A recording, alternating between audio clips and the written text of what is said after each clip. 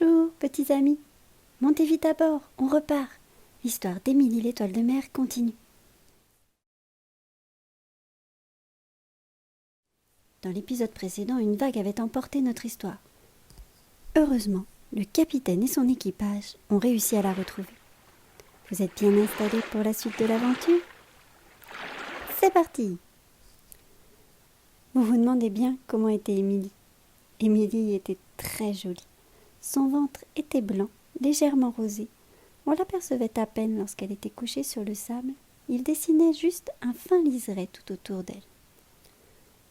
Son dos était rouge vif, avec de petits picots de ci de là. On pouvait la voir de très loin avec cette couleur si vive. Mais comme elle n'avait pas de prédateurs dans les environs, cela ne lui posait pas de soucis. Elle vivait au fond de la mer avec tous ses amis. Basilic le petit crabe vert, Bernard le bernard l'ermite, et bien d'autres que nous aurons peut-être l'occasion de vous présenter plus tard. Émilie avait une vie paisible et heureuse. La mer lui apportait tout ce dont elle avait besoin. Ce qu'elle préférait, c'était grignoter des algues bien fraîches. Mais Émilie avait un rêve secret, un rêve qu'elle n'avait jamais raconté à personne. Aucun de ses amis n'était au courant. Elle aurait bien aimé se confier, mais elle avait trop peur qu'on se moque d'elle. Émilie rêvait de grimper tout en haut d'un cocotier. Oui, vous avez bien entendu. Et pas n'importe quel cocotier, le plus grand, le plus beau, bref, le plus majestueux des cocotiers de la plage. Ce géant avait résisté à toutes les tempêtes, et ses noix de coco étaient réputées pour être les plus savoureuses de toute l'île. Ses palmes, c'est comme ça qu'on appelle les feuilles des palmiers, procuraient une ombre bien agréable lorsque le soleil cognait, et servaient aussi d'abri les jours de pluie.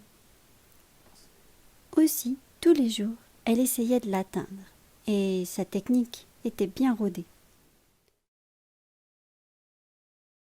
À chaque marée haute, Émilie montait sur la plage avec les vagues, le plus haut possible, et petit à petit, à mesure que l'eau montait, elle se hissait un peu plus haut sur le sable. Centimètre par centimètre, elle se rapprochait de son but.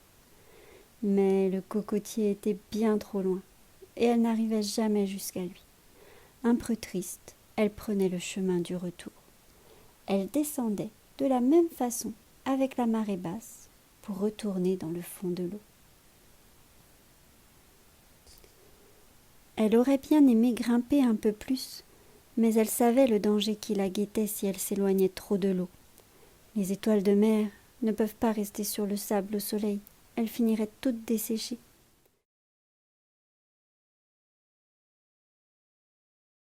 Elle retournait donc sur le récif corallien, parmi les poissons, les éponges et les bigorneaux. Mais ce décor aux 1000 couleurs n'arrivait pas à lui faire oublier son objectif. Demain, elle recommencerait encore et encore. « Oh là là, capitaine, attention, une baleine! Elle fonce droit sur nous! Elle a perdu la tête! Ou bien, elle s'est endormie. Il faut savoir que les baleines ne dorment que d'une moitié du cerveau à la fois et peuvent continuer à nager en dormant. Mais forcément, elles sont beaucoup moins attentives. Le capitaine finit par tourner la barre à fond et le navire vira d'un coup sec. Et voilà que notre livre glisse lui aussi et se retrouve encore une fois à l'eau. Aïe, aïe, aïe. Ça risque encore de prendre un peu de temps pour le récupérer. Alors retrouvons-nous très vite pour la suite de l'histoire. J'espère que cette vidéo vous a plu. Alors abonnez-vous et pour être sûr de ne pas rater le prochain épisode, activez la cloche.